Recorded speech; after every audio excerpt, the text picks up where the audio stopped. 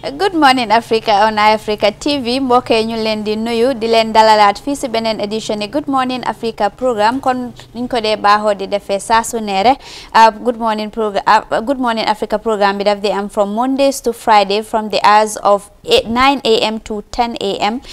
Every morning. Tey nag suma ñaari broday nekkuñ fii ak kuma dee sonal tey kuma fi àndal si studio bi fii moo nekk Yaay Mohamed Mariam Jara ñu bàyyi ko rek mu nuyoo rek ak askan bi balaa ñoo start the programme proper. Good morning Mariam. Good morning Julde Njie. Good morning Africa di nuyu ku nekk sa tura sa santa tey moom dafa mel ni dañ xaw a wéet. waaw welcome back maa ngi ndokkale xam naka lañ koy maa ngi baalu ñëpp from di Ramadan ak julli bi di baalu ñëpp di leen ñaanal jaama di leen ñaanal wér ak wérle happy Korité daal parce que wisuma leen ko woon time boobu yëpp so tey moom maa ngi leen ko happy Korité waa Thank you so much Mariam. We also wish you the same. Baalal nañ la yàlla nañu yàlla bool baal ñun yëpp nangu suñ or yi yëpp baalal ñu suñ jégal ñu suñ bàkkaar yi yëpp because or bi moom am na solo torop xam naa ne léegi daal suma gaay duma tudda gaay seen tur yi waaye suma gaay dañ kontaan fu mu nekk nii. waaw soo see pël yi ak séeréer yi. joolaay ak séeréer yi nga ne. pël yi ak séeréer la joolaay bokkul si. amul fenn pël yi dañ dee kontaan weeri koot su ñëwee. joolaay bokkuñ si de ñoom maa nga fii. waa baax na su boobaa rek ñëwee rek tey moom dañoo am studio stories comme ICJ mu ngi si biir Nigeria tamit mu ngi fi comme nuñ ko dee baaxoo di defee saa su ne rek suñ team bi tamit ñu ngi outside dañoo link ak ñoom later rek in the program here ñu ngi am also newspaper review in the studio here too. We will go with Mariam Jara Yaay Mohamed this morning. From there we just kickstart the program. As you know, we always begin with our studio stories and of course the newspaper review followed by analysis of issues happening around in the country and of course around the world. From there we just move on straight to our first studio story this morning, and the studio story we have this morning is about matters of the ICJ. Because the International Court of Justice has extended time for the filing of memorial for the Gambia and the counter memorial of Myanmar in the case concerning application of the Convention on the Prevention and Punishment of Crime of Genocide. In January, the ICJ unanimously ruled in favor of the Gambia and ordered Myanmar to take all measures within its powers to protect Rohingya minority population from genocide. In a letter dated 24th April, the Gambia requested the court to grant at least a 3-month extension for the filing of the memorial in light of the COVID-19 pandemic. The Gambia noted that the principles of equality of arms will entitle Myanmar to a similar extension of time for filing its counter memorial. By this request, the submission dates have now shifted from 23rd July to 23rd October 2020 to from 25th January to 23rd July 2021. In a counter letter on April 28, Myanmar indicated that although the COVID-19 pandemic did not constitute a sufficient justification for Gambia's request, it will be for the court to decide. Wow, mu ngi noonu daal xam nga na some months back the Gambia filed a case against Myanmar in the genocide that occurs there against the Rohingya minority Muslims, and right now guy they are ñu ngi file a request because ñu ngi wax ne Attorney General Gambia's Attorney General moo ko file on foofu noonu genocide bu happen on Myanmar waaye léegi gaay ñu ngi extend pour gaay ñu wax code bi ñu external gaay ba 2021 because COVID-19 bi daal xam nañ ne laal na fu nekk waaye Myanmar lu mu nekk di wax moo nekk ne even though ñoom seen request bi is not sufficient léegi loolu dafa des si code bi pour ñu grant loolu noonu o duñ ko grant so léegi daal des na si gaay so affaire yi daal mu ngi noonu. waaw Julde lii dafa nekk genocide dafa nekk lu nga xam ne comme it's very dafa garaaw daal. So comme ñoom nuñ defee woon lii moo metti because nga fekk nit si këram si laanam fu nga xam ne foofu la xam moom ak ay maamam ay maamati maamam ñoom ñëpp foofu lañ xam nga war leen a fekk foofu benn bés rek commencé di leen rey di jam ñi di réeb ñi di def lu nekk all sorts of comme grave crimes nga leen koo def nga leen ba pare daaxal leen tamit fu nga xam ne ñoom foofu lañ musa xam so loolu su ko nit defee dafa nekk lu nga xam ne dafa métti torop si ñoom so ñoom yaaga nañ di jooy ba Gambia ñoo jël this bold step pour jóg ñu def li so COVID-19 waruta tax su man daal waruta tax ne pour ñu stop this court proceedings because ba léegi flights bi ngay am despite the fact ne nekkul comme nim daan amee waaye su dee something that is very genuine daf dee tax flights jóg so this is very genuine because this is about humans life waaw affaire yi life yi nit ñi la ak seen settlements ak seen peace stability ak everything so lii jar na pour proceedings yi jarul ñu ko postpone jar na ñu continue ñu bàyyi leen xel bu baax a baax because am na ku nga xam ne moom defkati ñu ne defkati toox yi doona soo ko bàyyee tuuti rek mu dellu si waat baax na lii daal filing bi daal Gambia dañ make a request Myanmar tamit made a counter request waaye ñoom daal Myanmar nu nekk di wax ne ñoom it's not sufficient for the Gambia ba léegi des na si court bi te gis nañ ne Gambia moom moo wiinoon the case against Myanmar in the genocide that occurred there on the provisional measures foofu noonu te gars yi dañ teg conditions ay sarta pour Myanmar yoo xam ne dafa war a follow loolu noonu moo nekk ne among those conditions moo nekk ne to prevent genocide happening from there.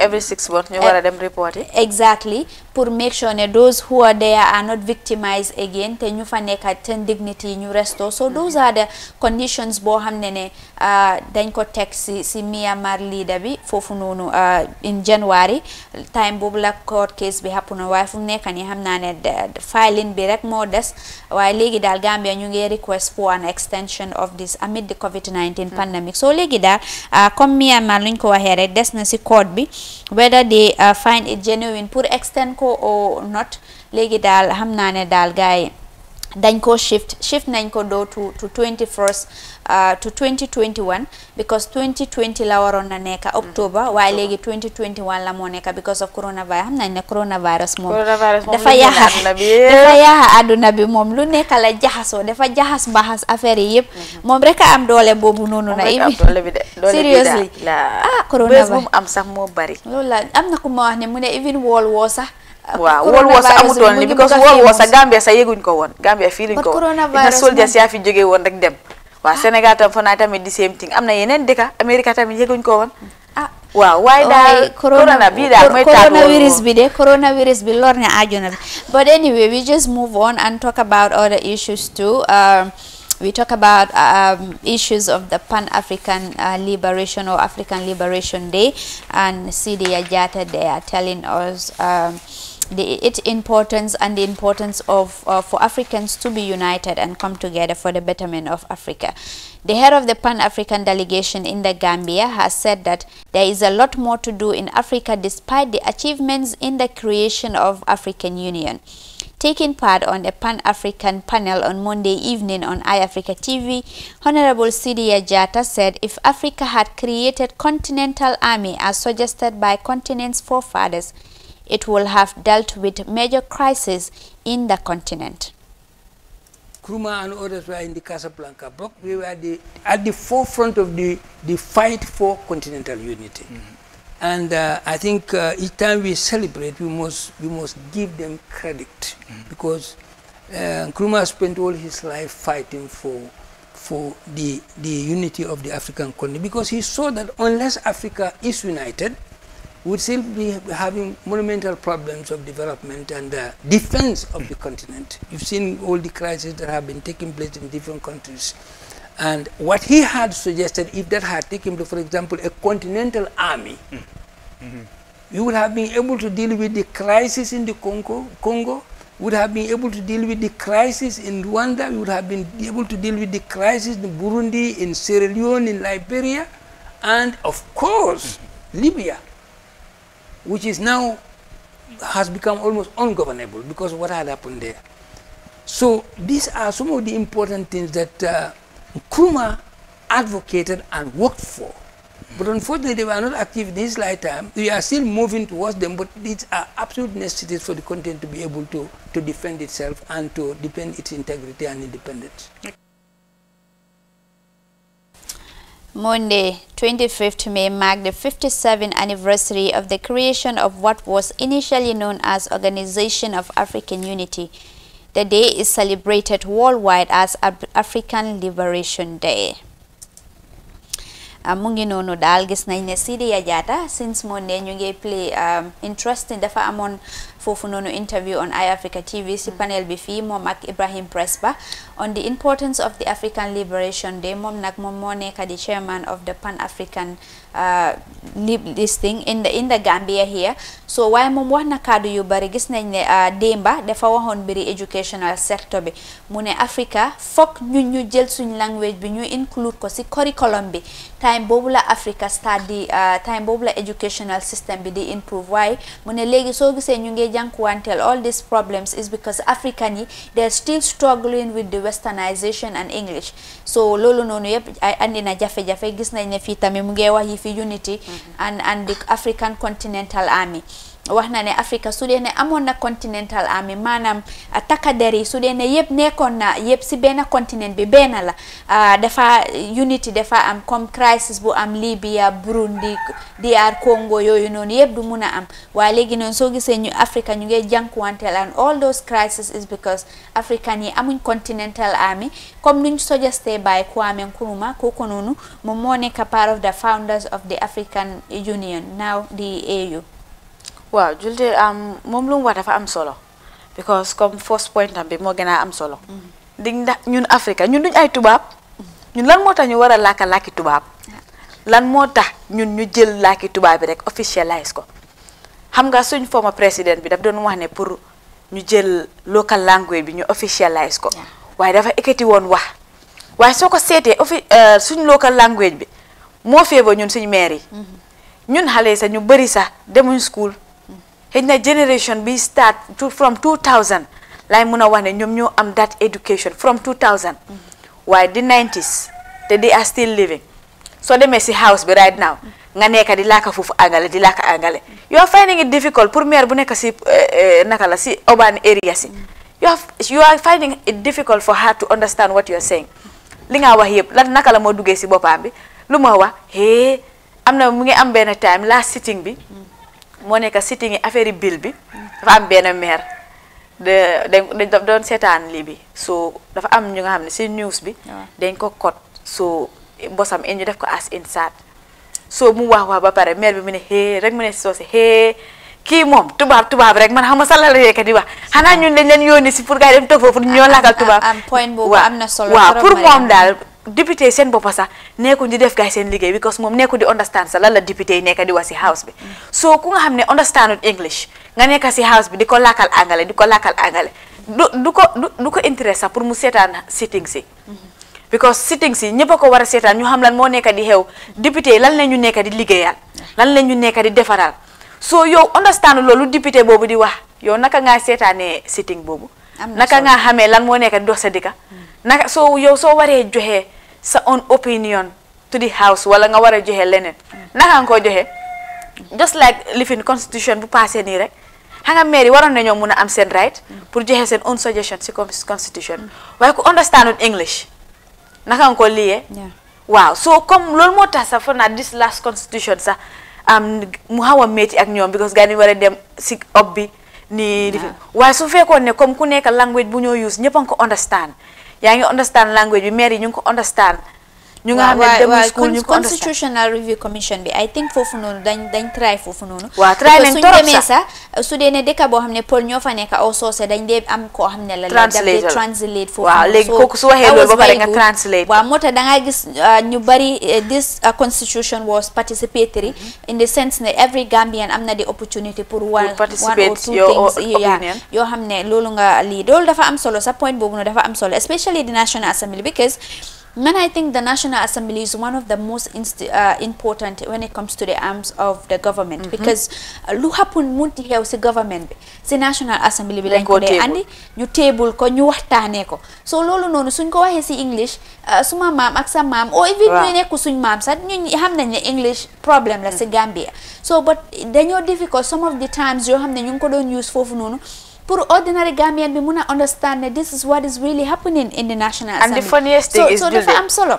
ñun si suñ boppa bëgguñ translation da ngaa nekk di seetaan programme English wala film English maire bi si kër bi naan la mu ne lan nga ne waa xaaral rek ba ma pare xaaral rek ba ma pare. daal dégguñ suñ laaka bi daal. waaw loolu daal xam naa ne dafa saat torop dañ war a improve si loolu noonu dangaa gis fii ku joola déggul joola wala nga ne la pël mu ne la noo santa mu ne man jaalo laa santa waaye dégguma pël nga dégga soose man lii laa kamara laa santa o yeneen lii waaye dégguma soose so all these things loo xam ne dafa doy waar torop so we have to go back to our roots and to our cultures in order for us to really know really where we are from and where we're heading to, because apparently we are losing sight of ourselves, and that is really sad. From that we just move on straight to Nigeria, because Nigerian pharmacies are faced with drug scarcity as the supply in medicine drastically drops due to the effects of the coronavirus global pandemic. Last year, Nigeria spent over $1 billion to import medicines into the country, mainly from China and India, but COVID-19 has changed this trend. The impact of the global crisis has significantly affected the health system, according to the country's National Food and Drug Administration. Details of that in this report. Weng Sunday runs this pharmacy in north-central Plateau State. The decade-old business provides a wide range of pharmaceutical products to thousands of locals at an affordable rate. But not anymore. Since the coronavirus hit, drug supply has drastically declined, and that has affected prices too. It has shown already. In the last 2 months, business is not the same. You can see that you're not even seeing the reps who used to come around. And when you see them and you ask, okay, we need this, they tell you it's not available. And sometimes when they even say, it's coming, you now hear the price has gone up. So there's a big transition for us. There are so many things that have changed within this period of the COVID-19 pandemic. And then customers react to price more than anything else. Nigeria relies heavily on imports, one of its top 10 being pharmaceutical products. The National Food and Drug Administration and Control, NAFDAC, says 70% of medicines consumed in Nigeria are imported from China and India. In 2019 alone, the country spent $1.5 billion on pharmaceutical imports. China and India, Nigeria's major suppliers, have also been badly hit by COVID-19, slowing down importation. The impact of this may be a full-blown medical crisis. In terms of the effect of COVID pandemic on availability of drug, it has had a very, very serious effect. I was at a meeting, African farmer meeting, and it is the same story in the country. A manufacturer was buying 1 kilogram of medicine of drug, active pharmaceutical ingredient, for $31. From the same supplier, it is now $600. From $31 to $600. That is even the fact that this person wouldn't have even gotten it. So it is the same thing with our manufacturers here, because we don't manufacture anything in Nigeria. Only water for local manufacturers. That's the only thing they can get in Nigeria. Everything has to be imported. Seriously, business is going to suffer. You see, in pharmacy business, one thing we work with is expiry dates. We might have some drugs expire on us. We've not sold them, because if customers are not coming to buy, then the stock we had in the past will just be there. And then people that used to buy drugs, because of health conditions that they are managing, might not be able to afford those drugs. So if things don't get back to normal, there's a lot that is at stake, both to the customers, to the us who are running the business, and everyone who is involved in the process.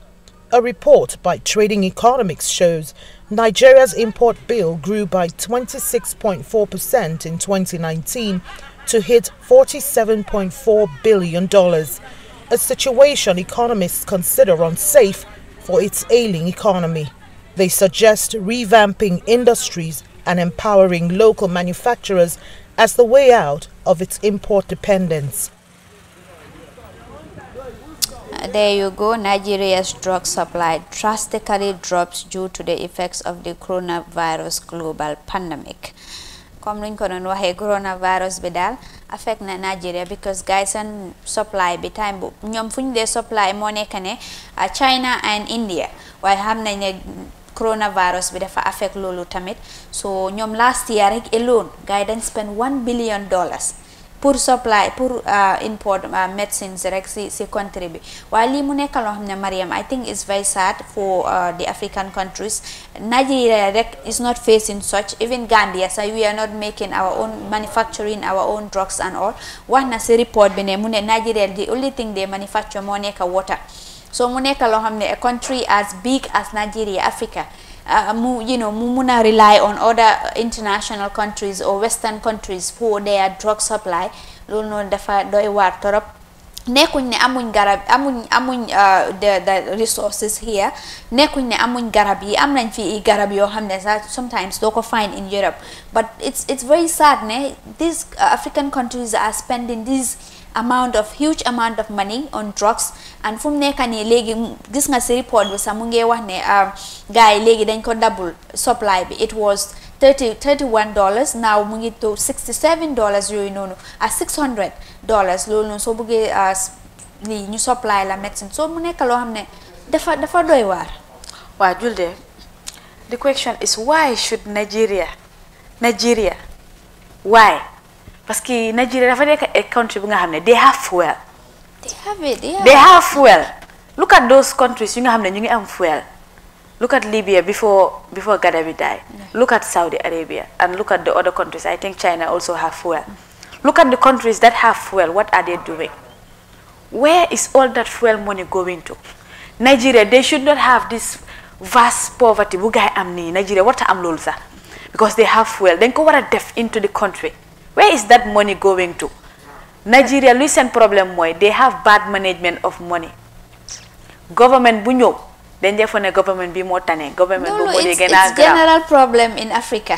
Why? It's not a general problem in Africa. Other African countries you have good governance. The problem is majority of it ñoo garaaw. Waaye Nigeria ñu ngi am fuel te seen fuel bi daf dee over make income. So lan moo tax ñu war a run shortage of drugs. No, maybe so they have the raw one. So in order to refine, produce, even though they have the money, it has to go to the. They have fuel money. They should not be complaining about shortage of drugs. That's they true. have the money. Let them spend it. There's fuel money sitting. Where is the money sitting? The money should work. Trust me, if all these monies in Africa, you want to the natural resources, you want to base it on that. Du yomba because gis nañ ne Africa moom xam nañ ne daal mooy loolu am nañ national resources am nañ everything in our disposal but the management is always a problem. Let us move on and talk about matters of the presidency and of course the vice presidency because this morning they are holding a press conference. The vice president of the Republic of the Gambia and members of the cabinet COVID-19 subcommittee will this morning give update on the state of government's food aid distribution. Government announced the procurement of relief packages in rice, oil and sugar to 84% of needy communities around the country. Government spokesperson announced earlier that the distribution was scheduled to complete on the 8th of May, but the process was notably ongoing until this week. Ahead of the conference by 10:30 today, my colleague Ibrahim Presba is on the line from Makati Square in Banjul. Good morning, Ibrahim, and welcome to the program. Yeah, good morning, Jude. So, like you said, it is in the Makati Square in Banjul, where we are waiting for the press conference by the Vice President of the Republic of the Gambia to start for updates on the food relief distribution across the country. Very well. We know that the press conference will start in just a moment. So, what are the expectations today from the presidency?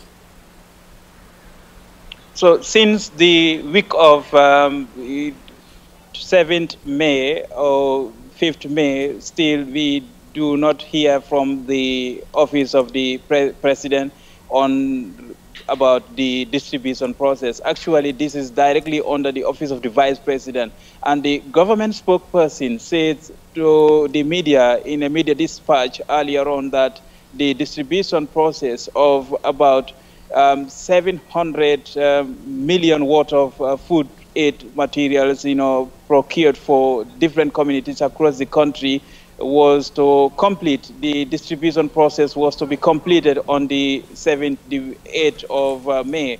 But this didn't go by the earlier pronouncement, which means that the Office of the Vice President, which is the head of the COVID-19 response at the cabinet level, will have to now explain what were the delay about, on the distribution process. But also we know the other cabinet members who are part of the response team for COVID-19 will be here to give, more update about, the distribution process and what issues surrounding it today. Very well. We know that the distribution is still ongoing. But what is the issue with the distribution process there? Any clue? So official reports coming from the Office of the Vice President in collaboration with the National Disaster Management Agency would always say that, they are on track in the distribution process, and 84% of the needy people around coronavirus, the impact of coronavirus are the target, and work is getting done. But now that we have noticed that there are several communities, reports coming from several communities that they are yet to receive, although the survey, according to the NDMA, which is the Disaster Management Agency, said, all needy persons across the country will be reached out for this food package. But where that is not visibly done across the country, a few elements of the society, got theirs, and others are still waiting. So, about 1 week ago, the same Office of the Disaster Management issued a press release to say that, whoever has grievances about the distribution or is yet to receive or has questions or queries about it, there was a hotline, a toll-free number was given, and these messages were circulated to across communities, meaning that there are issues.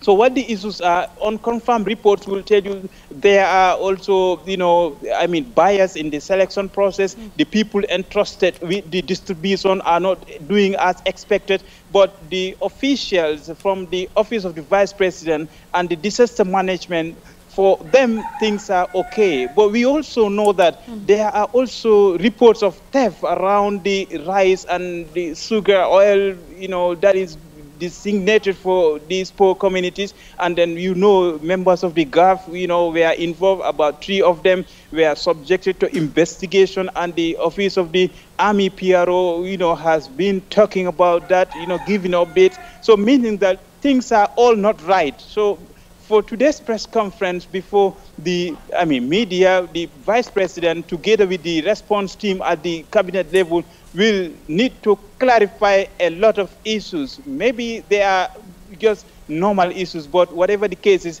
the messages are going that, food distribution is not being seen as expected in many aspects. So we hope that the press conference will clear some of these concerns. Yeah, very well. Even in Banjul, where the distribution of the food aid started, reports emerging yesterday, the spokesperson of the Banjul City Council is saying that 50% of the households in Banjul are not served with the President's food relief package. And now that the state of public emergency is extended, do you think that this will really, the food distribution will serve the emergency duration? That is a critical aspect of the debate right now, because we know the National Disaster Management Agency, which is working directly under the Office of the Vice President, will say that they have done their assessment. They have officials in various localities to do the assessment to ascertain as to who needs it. But the Minister of Finance told the media in one of the press conferences by the Ministry of Health, that the nature of neediness by the people, changes. there were needy people before COVID-19, and those who were not needy at that time are indeed needy because of the COVID-19. After the COVID-19 pandemic is rocking seriously, more and more people are needy. So what assessment, what data are they using now? Is it that of the GBOS, the housing and the housing and census data that was available by the Gambia Bureau of Statistics? Is it these latest updates or latest research that is being conducted by field workers within the short period of time that we see? So these are the issues that the communities and the public are asking of now. But we also know, like you mentioned, the issue of emergency periods being extended. We must also remember that the initial response by the government in this food aid was meant to address the issues of the neediness, the problems of the first state of emergency that was ratified by the National Assembly in April, about the 3rd of April. So now that it is extended means there was expectation that the Minister of Finance will bring before the National Assembly supplementary budget bill to extend the generosity from the government or the relief package from the government. But now that the National Assembly could not do any further extension of state of emergency, the president had to do it by his own. He did it, he invoked constitutional powers to extend it by 21 days. So within these 21 days, who is counted? Are there going to be new packages from the government? This is also another aspect of the coin. But what is very significant about the rice distribution, about the food aid distribution right now, we know food is a very valuable commodity, very sensitive, and it is supposed to be subjected to health checks. But we saw for weeks that this food was packed just behind me here. You could see the heap of food, packages packed here, rice bags exposed directly to the hazardous condition of the environmental, weather. So this was a concern, and it could not complete according to the time that was given by the government. So what does this mean for health workers? Even though the idea is to curb COVID-19, to contain its spread, but there should be also care about the food distribution. And then we know communities in different parts of the Gambia saying that they have the food in their village bantabas, not in a room temperature. So these are all concerns that I think is associated with the distribution process. So the delay is only for the office of the vice president that is heading the COVID-19 response team for the government. Revelations there, Presba. But finally, before we take a leave of you, the press conference is scheduled for 10:30. What is the preparation on the Makati Square currently? It is not locked. And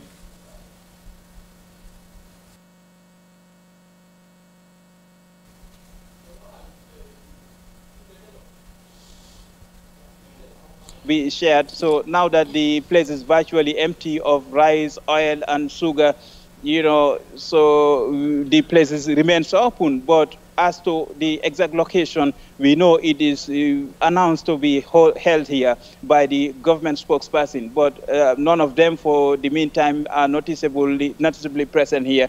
But I think the media is coming and then to do their setup. So that we also know State House is not far from here, so it's a matter of stone throw for the vice president to get here. So any time from now, this is an extraordinary time, which they may also consider an extraordinary situation. The president, vice president could just come and then speak to the media, and we will be ready to hold our mic before her to send the message. So the setup is not there for now, but is yet to be 10 o'clock. Wow, we hope that they will be prepared before 10:30 for the press conference, so that the general public or the public will be informed as to the distribution of the food aid distribution. But before then, thank you so much for those updates, Ibrahim Presba. You're welcome, Julde. Thank you, and stay safe there in Banjul. That is our very own Ibrahim Presba, senior editor and correspondent of iAfrica TV, giving us those exclusive updates right from Banjul, where the food aid distribution is taking place. Wahna fofu nono kadam yu bari ne there are a lot of irregularities happening within the about the food aid distribution fofu nonu Makati Square lañ ko nekk di def. So press conference bi tay it's geared towards giving updating the media on how far the government has gone on the distribution of the food aid program. Waaye léegi nda dañ extend the state of public emergency. Waa xam naa ne issues yu bari ñu ngi am because démba sax dañu read fii report BAC guys and spokesperson bi mu ngi wax ne 50% of the household in Banjul amuñ this food aid package fofu nonu. Why loolu mu nekk loo xam ne dafa deewaay because Banjul moo nekk di capital, it is the starting point. So ñooñu suñ amuñ 50% of the households there amuñ. So I wonder what will happen to other communities in the Gambia. Waaye lii daal xam naa ne daal gaay media bi mu fa di ñu ko oote ñooñu they are yet to be there, but hopefully they will come before time so that you update media as what is happening on the ground and about the food aid distributions, because ñii ñu ngi raise so many issues regarding this food aid distribution and mu ngi am so many lapses on the side of the government, which is very obvious. Waaye xam naa ne tey daal dañoo andi leeral as to the food aid distribution and some of the issues that they are really encountering. Julde affaire food aid bi dafa yaaga te nit ñi yaaga nañ di si wax yaaga na torop because mu ngi nekk lu nga xam ne dañ ko promise nit yi te dañ ne 85% of it. So 85% of it Banjul am war am 84%. Waa 84%. Yeah. So 84% Banjul war am 50%, BAC ñu ne ñu war am 50%. Daanaka community bu nekk rek xëy na suñu waxee council bu nekk su waree am 50%, dafa mel ni comme 50% of the nation la gaay provider. So ana 34% bi des. mooy problème bi. So the thing is Gambia dañ bari ñu nga xam ne dañ poverty moo leen dee sonal dafa bari torop. So lu gaay war a def mooy distribution bi nañ ko distribute accordingly. It's better comme nit ñi nekk di complain fii about this food ñëwaagut nii dem na fële ñëw na fële tey nit ñi loo ko nit luñ dee Olof Njaay dee wax rek la diggee bor la te nit ki soo ko diggee dara war nga koo mun a def war nga koo mun a mottali waaye nga diggee lu nga xam ne mun loo ko mottali ba pare ngay ekkati coow loolu dafa nekk lu nga xam ne jarut ko. am na solo foofu daal food aid distribution bi daal xam naa ne am na problems yu bari te raise na so many questions, but hopefully those questions will be answered today and the people will be able to know what is what and who is who and who is doing what there. But let's just move on because it seems like time is not on our side, and we go straight, we take a short break and come back for a newspaper review led by our very own Mariam Jara.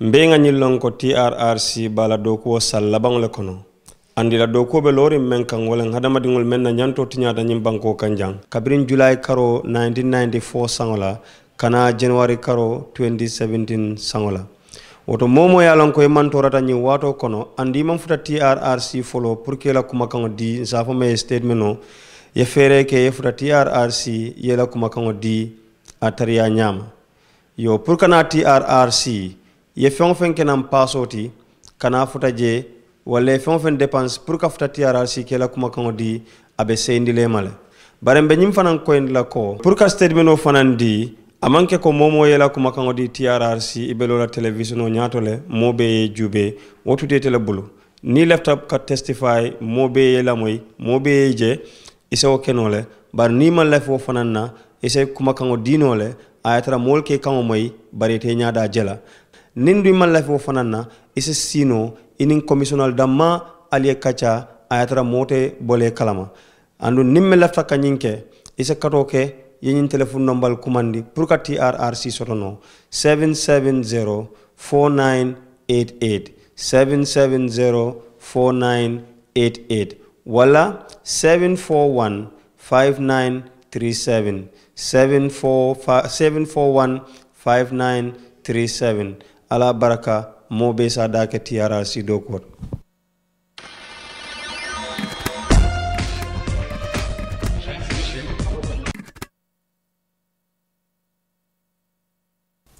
Welcome back from that short commercial break, and we now go straight to the newspaper review. But before that, let us acknowledge our proud sponsors, which is Star GSM. Sen makam ñu ngi Tabokoto Latrikunda Westfield fofu nonu lo buga rek about mobile issue or mobile accessories, just go to Star GSM company. Ñom dañ la provide whatever you need and services that are comfortable and easy. So with that straight, we move to Mariam. Mariam, tey lan lañ am ci newspapers yi? am nañ Foroyaa Standard ak ban. waaw tey ci newspaper ci Julde Njaay am nañ Foroyaa, am nañ Standard, am nañ The Voice, am nañ Point, am nañ ñeneen yëpp. waaw interesting. waaw interesting daal su ko defee ñu door ak Foroyaa newspaper. ñu jukkil askan bi seen headline si Old Joshua wetland being encroached upon. 4 COVID-19 patients recovered, bringing the total number of active cases to 6. Armitage Senior School to be used as quarantine center for COVID-19. Mr. Nuha Toure appointed Secretary General. A different experience in the People's Republic of China. And you have the TRRC notice. Editorial says, rain threatening the bags of sugar and rice in KMC still in the open. Can somebody tell us what is going on? And question of the day says, what is the state of COVID-19 infection in the Gambia? Waaw loolu moo nekkoon headline si su ko defee ñu dugga si biir ñu jëlal askan bi benn story ñu ridal leen ko. The Old Joshua wetland is being encroached upon at Gejawai landing site. Swamps are being intruded and mangroves chopped down to make way for buildings that some desperate people who are longing for land can call their home. The situation has been going on until authorities became aware of it and has prompted them to visit the area. Wow, Julde, li affaire yi Old Joshua Faroy la am waxoon nañ ko fi waxati ko fi moo nekk building boobu noonu nit ñi nekkoon di lifin so ñu ne dañ gis ne nit ñi daal alkaalo bi ak kansulo bi ak community bi ñoo nekk di jaay foofu noonu nit ñi.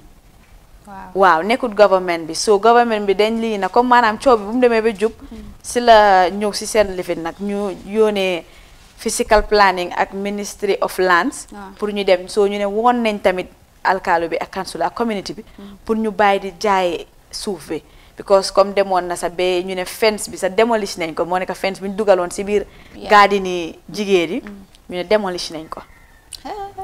Man dama surprised by land issues in the Gambia because currently mom for them rek land problem moo fa nekk di am lu nekk loo xam ne dafa doy waar torop de alkaalo yi tamit dañ war a bàyyi seen xel si yooyu noonu torop jaay kii land jaay kële loo xam ne benn land bi nga jaay ko ñetti nit loolu yëpp daf dee andi ay problème te at the end of the day daf dee tax ba ñi yu bari dañ leen lose te development bi sax dafa dellu gannaaw soo xamee ne jaay nga nit ki land waxa rek jaay naa ko kenn waaye danga dee gis ne sometimes most of the villages or communities here in the Gambia dañ dee jaay alkaalo yi dañ dee jaay dëkk bi yëpp fuñ dee amee master pour development or project su ñëwee pour hospital or school sax daf di nekk problème foo ñu nangu yeneen and this is a swampy area sa swampy area sa kenn du fa build swampy area moom ñëpp xam nañ ne moom the best thing you could do there is gardening and all that so waaye dafa doy waar torop I think dañ war a bàyyi xel seen loolu noonu authorities yi tamit but I think man daal I think problem bi from the central government la starté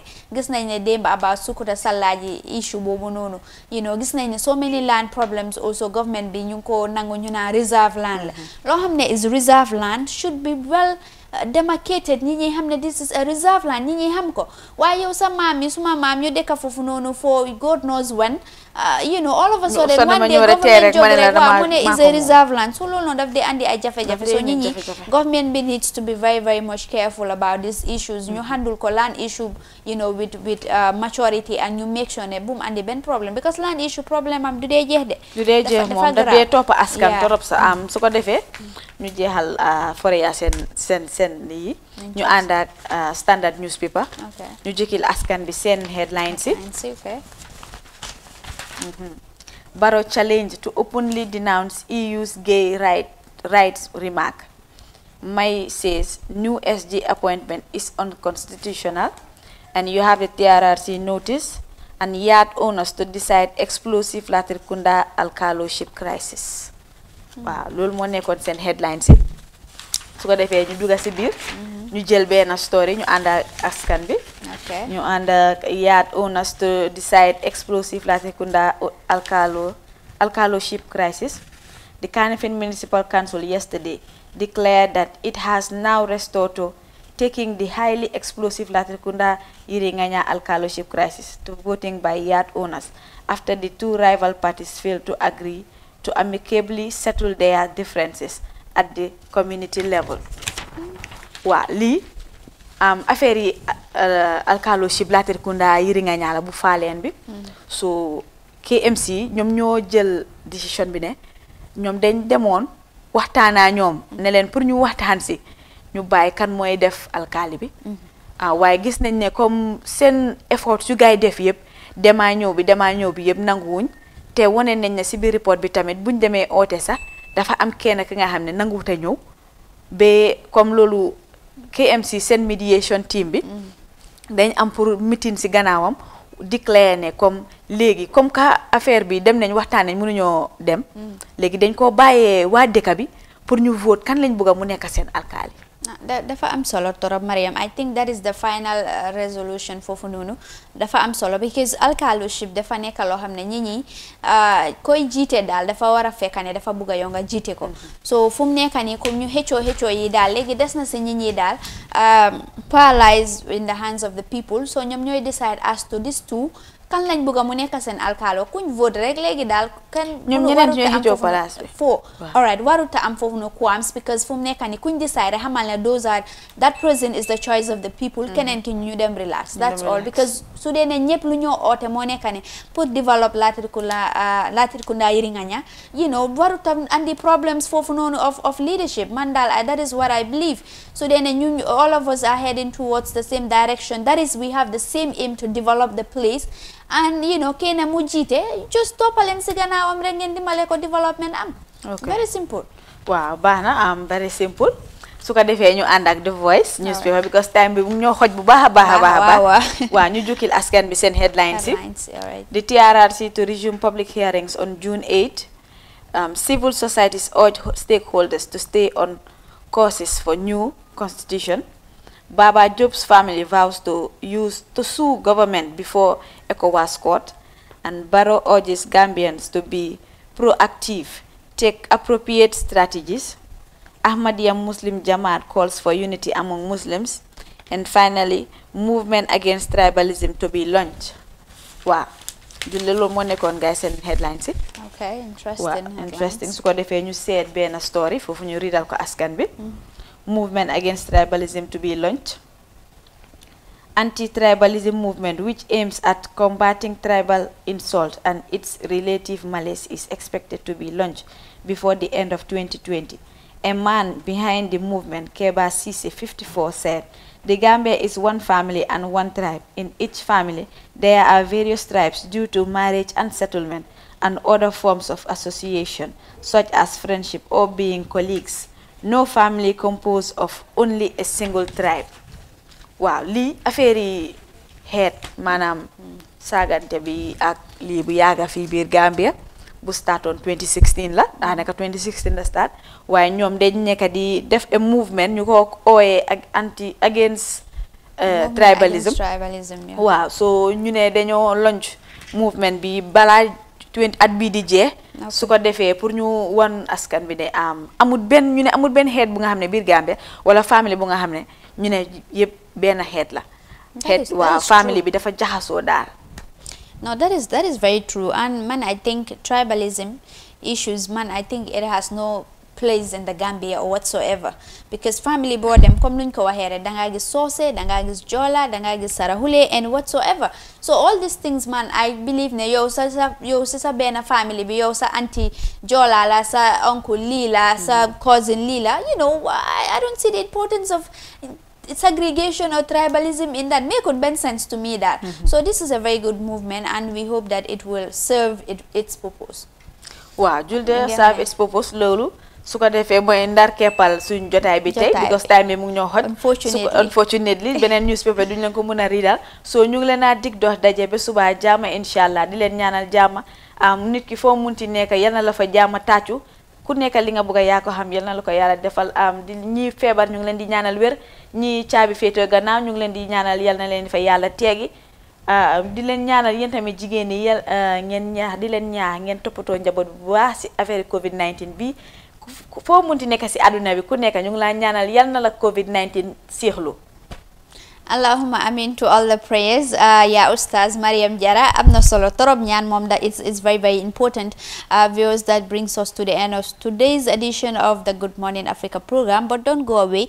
As you know, by 10:30 we are coming back in the studios again about talk about matters of the President's Food Relief press conference that is to be held at the Makati Square in Banjul.